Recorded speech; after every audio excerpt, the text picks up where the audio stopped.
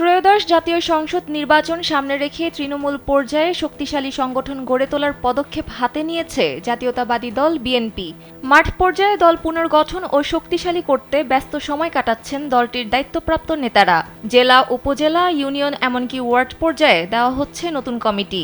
জেলায় জেলায় সম্মেলন চলছে। সব জেলায় সম্মেলন শেষে জাতীয় পর্যায়ে সম্মেলনের আশাও করছে দলটি।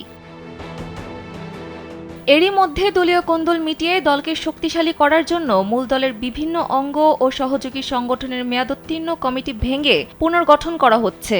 মূলত ৬০ থেকে ৯০ দিনের মধ্যে তৃণমূলের কমিটি পুনর্গঠন করতে গত বছরের ২৫ নভেম্বর বেশ কয়েকটি টিম গঠন করেছে বিএনপি। আগামী ১৫ ফেব্রুয়ারির মধ্যে তৃণমূলের সব কমিটি পুনর্গঠনের লক্ষ্যে কাজ করছে দলটি।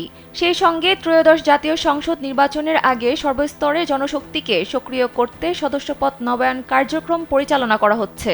এর মাধ্যমে দলের জন্য বৈধ তহবিল সংগ্রহ ও মজবুত ভিত্তির ওপর দাঁড় করানো এবং দলের অভ্যন্তরীণ শৃঙ্খলা ফেরাতে চায় দলটির হাইকমান্ড। জানা গেছে, গত এক সপ্তাহে বিএনপি অন্তত ২০ সাংগঠনিক জেলা শাখায় কমিটি হালনাগাদ করেছে। একদিনেই ১৩ জেলায় নতুন আহ্বায়ক কমিটি দেওয়া হয়েছে। ছাত্রদল ও যুবদলের নেতাদের বিভিন্ন কমিটির শীর্ষ পদসহ গুরুত্বপূর্ণ পদে রাখা হয়েছে, যা পার্টিতে চমক হিসেবে বলছেন বিএনপির দায়িত্বশীল নেতারা। তবে নতুন কমিটি গঠনের বিষয়ে আগের কমিটির নেতাদের সঙ্গে আলোচনা না করেই কোনো জেলায় কমিটি গঠনের অভিযোগও উঠেছে। বিষয়গুলো নিয়ে দলীয় ফোরামে আলোচনা সমালোচনার পাশাপাশি সামাজিক যোগাযোগ মাধ্যমেও অনেককে প্রতিক্রিয়া জানাতে দেখা গেছে। এছাড়া তৃণমূলে মজবুত সংগঠন বিষয়ে জানতে চাইলে বিএনপির সিনিয়র যুগ্ম মহাসচিব রুহুল কবির রিজভী কালবেলাকে জানান, দেশ ও জাতি গঠনে তরুণদের ভূমিকা অতুলনীয়। ভবিষ্যৎ রাজনীতিতে নেতৃত্ব দেওয়ার ক্ষেত্রে তরুণদের এগিয়ে আসার পথ খোলা রাখতে হবে, তাদের সুযোগ বৃদ্ধি করতে হবে। আসন্ন ত্রয়োদশ সংসদ নির্বাচন সামনে রেখে দ্রুত সময়ের মধ্যে সম্মেলন ও কাউন্সিলের মাধ্যমে সারা দেশে তৃণমূলের নতুন নেতৃত্ব বাছাই করতে চায় বিএনপি।